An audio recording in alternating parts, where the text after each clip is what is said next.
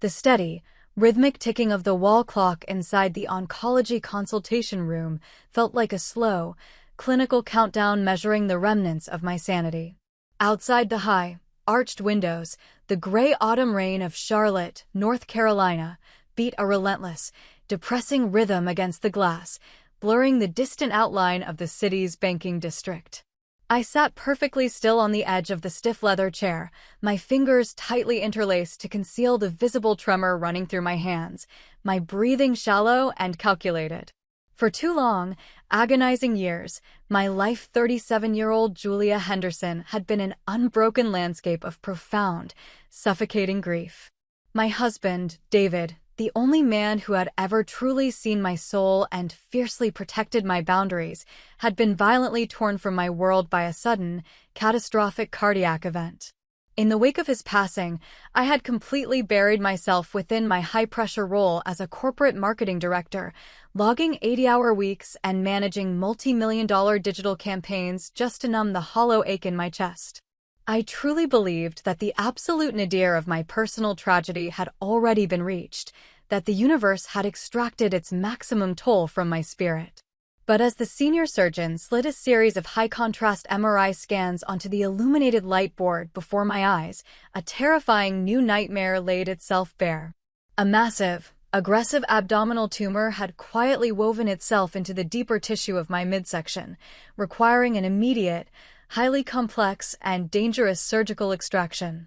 The surgeon looked at me with a grim, unyielding professional solemnity, explaining that the recovery timeline would require weeks of absolute immobilization in the high-dependency trauma unit.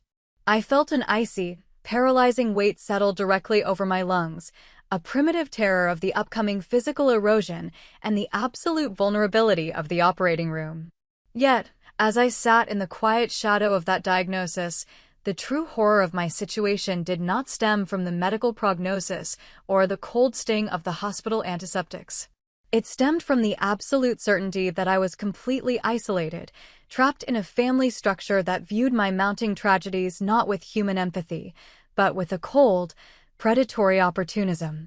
My biological father, Marcus Henderson, was a prominent senior financial planner in the city, a man whose entire psychological architecture was built on a foundation of rigid, narcissistic vanity.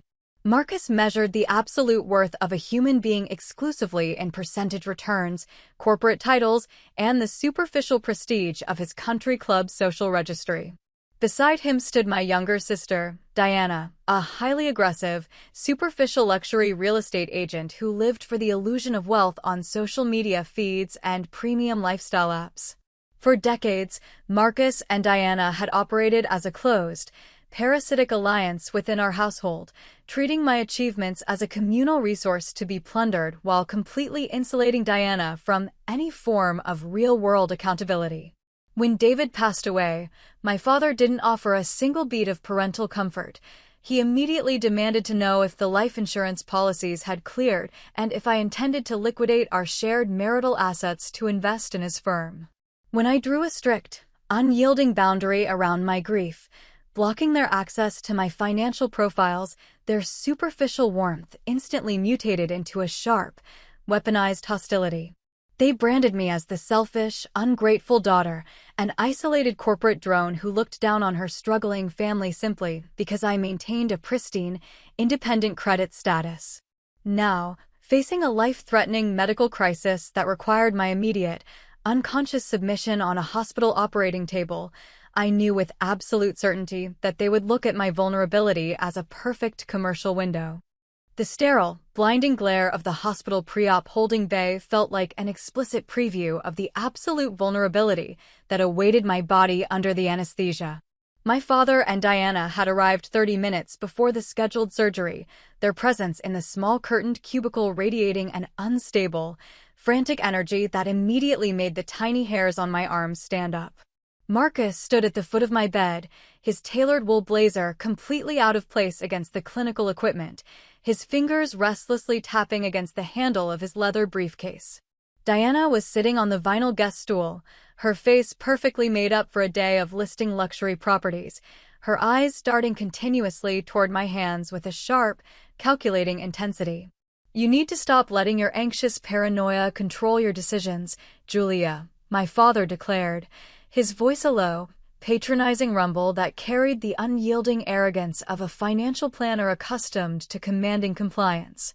You are going under a highly invasive, multi-hour general anesthesia, and your sister and I are your primary biological proxies under the state medical statutes.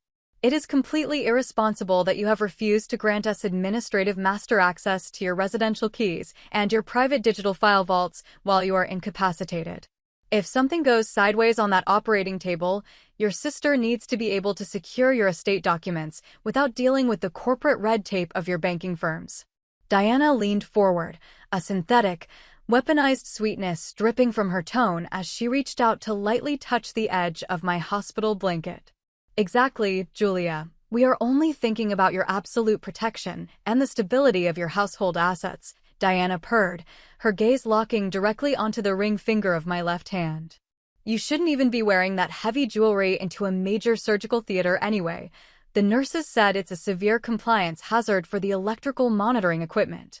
Just slip your wedding ring off and hand it to me right now. I will drive it directly back to your apartment and lock it safely in your vanity drawer, so you don't have to worry about a thing while you're in recovery.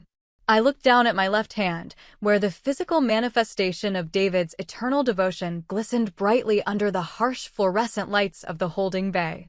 The ring was a magnificent, custom-engineered masterpiece, a heavy, pure platinum band holding an immaculate, colorless 3-carat VVS-1 ideal-cut diamond heirloom core, valued at exactly $25,000 on the private market. It wasn't just a collection of precious minerals, it was the physical anchor of my love, the final piece of my husband that I carried against my skin every single second of my existence. I looked from the ring back into the eyes of my younger sister, noting the faint, ravenous flash of pure greed dancing behind her porcelain-veneered smile. A normal daughter, buried in the terror of an impending tumor surgery, would have surrendered to their pressure, handed over the jewelry, and prayed for their protection. But my extensive training as a corporate marketing director and a master of behavioral analytics had taught me that a narcissist's hyperattention is always an explicit blueprint of an impending assault. A freezing, dangerous tactical calm descended deep into the center of my chest, completely overriding the physical panic of my medical diagnosis. I knew my family, I knew their debts, and I had already noticed the frantic collection letters from luxury credit firms piling up in Marcus's home office during my brief holiday visits. I knew that Diana's real estate commission lines had completely dried up over the last 2 quarters, leaving her lavish lifestyle on the absolute brink of a public collapse. I had anticipated this precise, disgusting display of predatory opportunism weeks before I ever checked into the Charlotte hospital facility. I looked at my father and sister wearing a flawless, serene mask of total compliance as I slowly pulled the heavy ring from my finger and handed it directly into Diana's eager, trembling palm. You're entirely right, Diana. Thank you for reminding me of the hospital safety protocols, I said, my voice smooth, quiet, and carrying an absolute, deceptive warmth. Please ensure that it is placed securely inside the velvet jewelry box on my bedroom vanity, and lock the deadbolt of my apartment on your way out. The surgical orderly stepped into the cubicle, checking my identity bands and signaling that the operating theater was fully prepared for my arrival. As the wheels of my gurney began to move down the long, sterile hallway toward the double doors, I watched my father and sister hurry toward the exit elevators, their backs straight with an unearned, triumphant victory. They believed they had just executed the perfect, invisible plundering of an incapacitated sister's life, completely blind to the fact that their own insatiable greed had just locked them into an absolute legal execution. The agonizing physical reality of waking up from a 6-hour major abdominal surgery was an experience of pure, unadulterated disorientation and heavy, dull pain. For 3 continuous days, I lay inside the high-dependency trauma unit, my body anchored to a complex network of intravenous lines, pain monitors, and life support architecture. But while the clinical staff was focused on monitoring my vital signs, my mind was operating with a cold, forensic precision, tracking the digital footprints of my family's white-collar treason. On the morning of the 4th day, As soon as the medical staff permitted me to access my private electronics, I opened the temporary logging proxy application on my personal tablet. The high-security smart cameras I had hidden inside the moldings of my apartment living room and bedroom months ago had captured the entire, grotesque reality of their betrayal. The time-stamped video files showed Diana and Marcus entering my empty residence less than 2 hours after I had been wheeled into the operating theater. They didn't look at my home with respect or care. They marched directly into my master bedroom like common urban looters executing a clinical sweep. Diana had run straight to my vanity table, violently snatching the velvet jewelry box and pulling out the ring I had surrendered to her in the pre-op holding bay. "Look at this VVS1 clarity, Dad. This single piece of platinum is going to completely clear my luxury credit balances and finance our entire winter expansion." Diana's voice echoed clearly through the tablet speakers. "Julia is going to be heavily sedated on high-grade clinical painkillers for at least 3 weeks, Marcus's voice answered, his face tight with calculated greed as he inspected the stone. "By the time she fully recovers and notices the jewelry is missing, we will tell her the hospital staff must have misplaced her personal effects during the post-op transfer. The bank officers think she is expanding her marketing firm, and nobody will ever question the natural sorrow of a grieving daughter who forgets where she leaves her heirlooms." The forensic logging ledger further revealed that less than 4 hours later, Marcus had utilized his senior credentials as a certified financial planner to sell the jewelry directly to a high-end luxury broker downtown. They had used the immediate cash proceeds to finance an extravagant, multi-week first-class luxury trip to an elite tropical resort destination in Thailand. They had left me bleeding in a Charlotte trauma ward, completely confident that their status as my biological family would shield them from any real-world consequences or legal inspection. A wave of white-hot, dangerous fury threatened to consume my mind, but the protective instincts of a widow guarding her husband's single remaining memory took absolute monopoly over my actions. I picked up my phone, my fingers steady against the glass as I dialed the priority line of Harold Jameson, the formidable, unyielding owner of Jameson Fine Jewelry, the most prestigious, high-volume luxury heirloom establishment in the entire state. The chessboard was officially flipped, the trap was fully mapped, and it was time to unleash a high-stakes legal execution that would completely obliterate their reality forever. The chilling, volatile atmosphere inside my modest Charlotte apartment 3 weeks later was a masterclass in pure, calculated psychological warfare.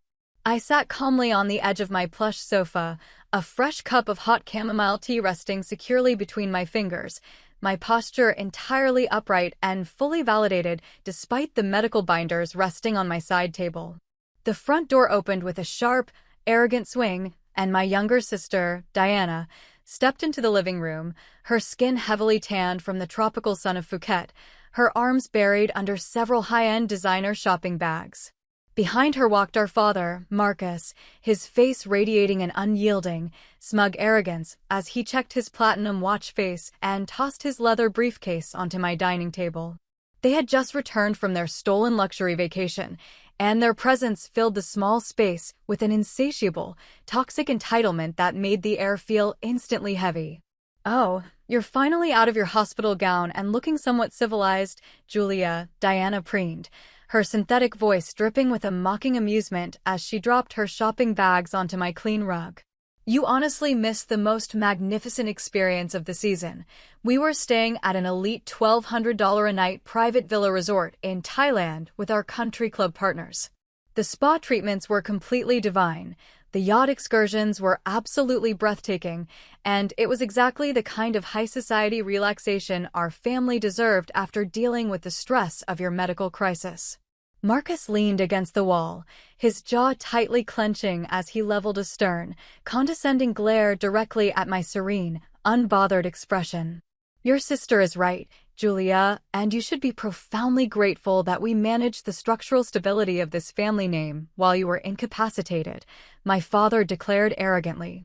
"Your constant obsession with isolating your finances from my planning firm is exactly why you look so exhausted and drained.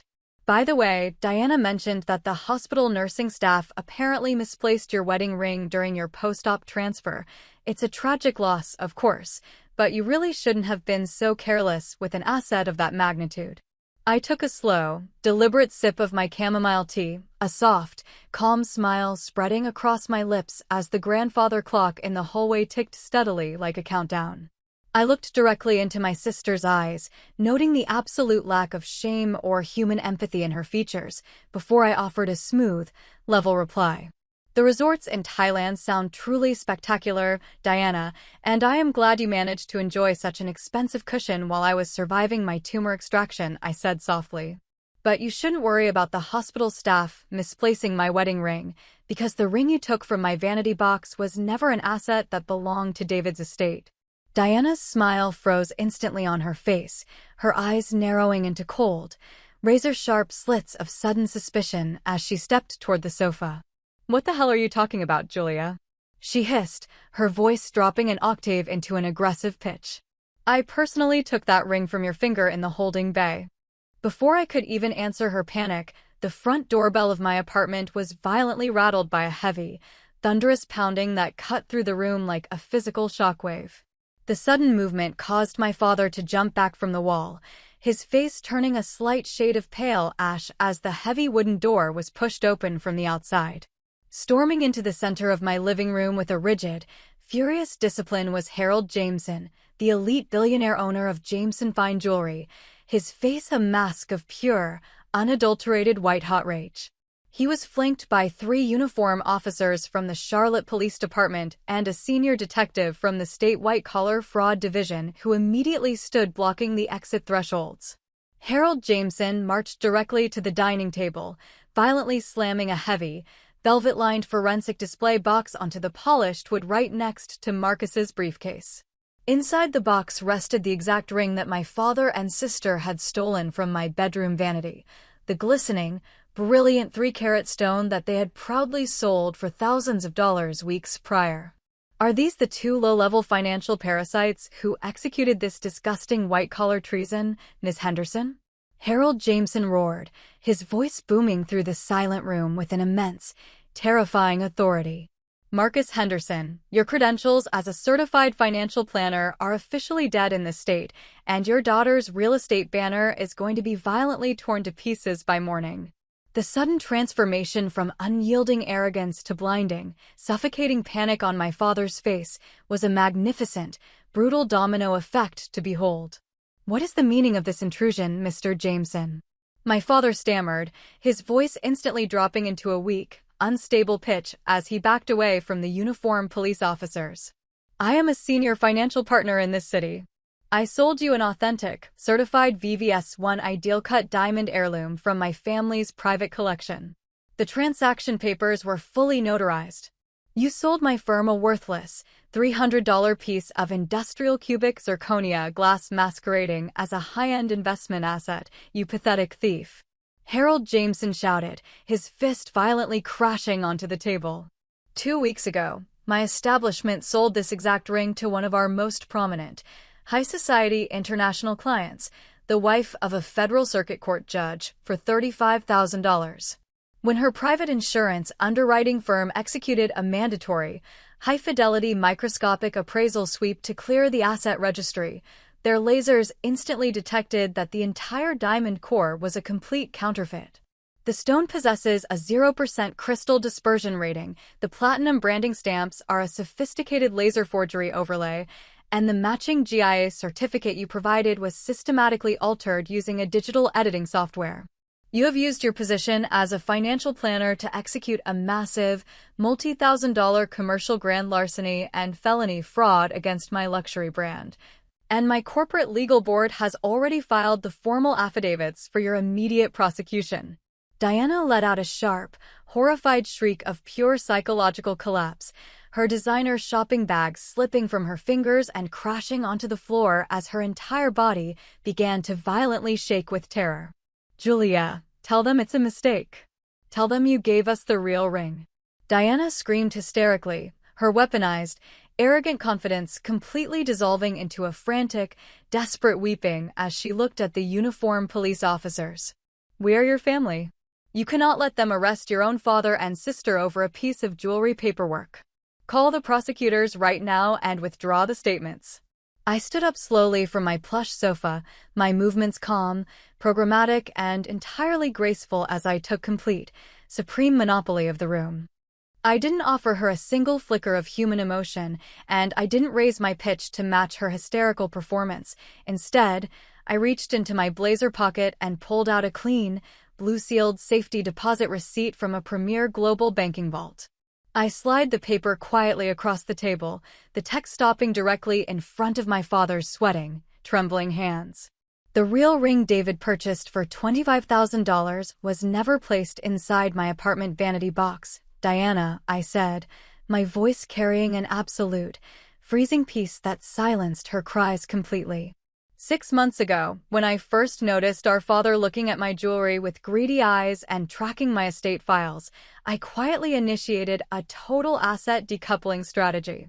I'd driven directly to the secure central depository of the state bank, locking the authentic VVS1 diamond wedding ring inside a private, high-security safety deposit box registered exclusively under my pre-marriage name, Julia Ross. I then spent exactly $300 to order a custom, hyper-precise chemical cubic zirconia replica from an international manufacturing firm, intentionally placing the counterfeit inside my bedroom vanity as a diagnostic character test. I tearfully handed you that exact replica in the pre-op holding bay, giving you and our father the perfect opportunity to display a shred of basic human integrity and protect my household while I was unconscious under major surgery. And you, instead of honoring your biological bloodline, chose to walk into my empty home like common thieves, stealing what you believed was my $25,000 future to fund your unearned luxury vacation in Thailand.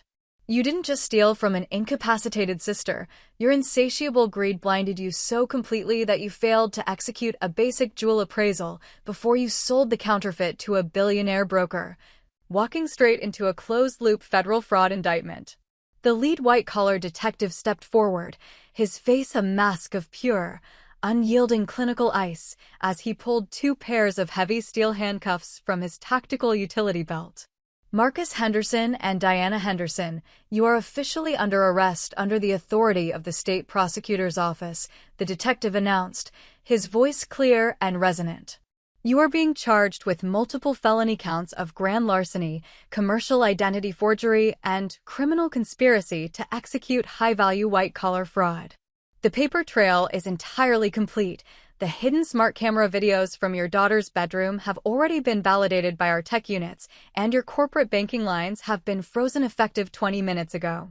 With a swift, mechanical precision, the uniformed police officers forced my father's arms behind his back, sliding the cold steel over his wrists with a sharp, metallic click that shattered the final remnants of his unearned pride.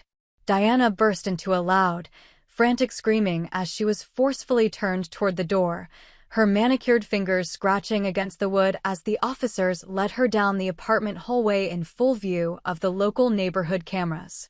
They were aggressively escorted into the back of the marked police cruisers, their high society titles, their luxury real estate commission networks, and their country club prestige violently erased from the world in a matter of seconds. I stood at my apartment window, watching the flashing blue and red lights paint the wet asphalt in vibrant shades of crimson, a profound, permanent sense of total liberation settling deep into my soul. The house of cards they had built on a foundation of unearned privilege, severe sibling favoritism, and predatory opportunism had completely dissolved into pure ash, leaving behind the clean, magnificent reality of my own self-worth. The slow, methodical legal and professional dismantling that descended upon Marcus and Diana over the subsequent 12 months was an absolute masterpiece of pure structural justice and human karma. Because the forensic evidence presented by my legal team and Harold Jameson was completely unassailable, the state regulatory boards moved with a terrifying commercial velocity. My father, Marcus, faced an immediate, emergency revocation hearing before the Financial Compliance Board. His licenses and certifications as a senior financial planner permanently stripped from his registry for gross moral turpitude and commercial fraud. His prominent consultancy firm downtown instantly terminated his partnership contracts to distance their brand from the toxic stench of the public national news scandal. leaving him completely blacklisted from the banking industry for the rest of his natural life. To satisfy the massive civil restitution judgments and legal penalties owed to Jameson Fine Jewelry and the high society clients he had defrauded, the court ordered a total liquidation of his assets. His luxury personal vehicles were repossessed from his driveway in broad daylight, his country club mansion entered an immediate foreclosure sequence, and his lifelong retirement portfolios were completely drained to zero. My younger sister, Diana, faced an equally devastating execution of her professional identity. Her real estate license permanently forfeited after the state board audited her historical commission lines and found a systemic pattern of identity coercion. She was completely expelled from her luxury marketing networks, her name becoming a running joke among the city's elite real estate developers who refused to ever allow her to step foot on their properties again. They were forced to downsize from their comfortable illusions of grandeur, moving into a cramped, run-down two-bedroom rental apartment on the industrial outskirts of Charlotte where the heavy freight trains shook the thin walls at all hours of the night. My father, a man who had spent decades measuring human worth in percentage returns and looking down on my work boots, was forced to take a low-wage manual data entry job in his late 60s just to afford his monthly grocery balances. Greed during a medical crisis carries the absolute highest penalty in the court of human reality, and they were finally being compelled to live in the silent, empty desert of their own creation. The pacing of my life slowed down beautifully over the subsequent 2 years, allowing the frantic trauma of my past marriage and my family's betrayal to transition into a continuous current of pure serenity and absolute personal triumph. I completed my physical recovery from the tumor surgery with highest honors of perfect health, my body becoming stronger, lighter, and more vibrant with every single morning that passed under the clear Carolina sky. I moved forward completely detached from their malice, utilizing my hard-earned corporate marketing wealth to build a beautiful, independent destiny on my own terms. I purchased a magnificent, sun-filled historic home located on a quiet, tree-lined street far away from the toxic, superficial circles of my childhood household. My new sanctuary featured massive floor-to-ceiling glass windows that looked out over a peaceful river courtyard filled with ancient maple trees and fresh, wild lavender. The rooms inside my home were filled with the soft, comforting aroma of fresh espresso, beautiful literature, and the absolute, unshakable safety of a life where my boundaries would never be violated again. On a quiet autumn evening, I sat in the comfortable rocking chair by my bedroom window, a warm cup of tea resting beside my laptop as I slowly opened a small, high-security velvet box. I pulled out the authentic, 3-carat VVS1 ideal-cut diamond wedding ring, sliding the heavy platinum band back onto my finger where it belonged, the stone catching the golden light of the setting sun with a blinding, pristine brilliance. David's memory was no longer a source of heavy, suffocating grief. It was my ultimate shield, a beautiful reminder that I had honored his love by refusing to let the parasites in my life steal our future. I had turned the coldest family exploitation into a flawless masterpiece of pure self-worth, walking into the future fully vindicated, enormously wealthy, and completely free.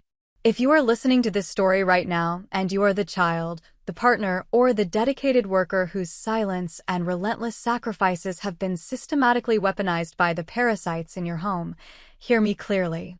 Your value is never defined by the absolute blindness or the predatory greed of a toxic household dynamic that refuses to see your true worth.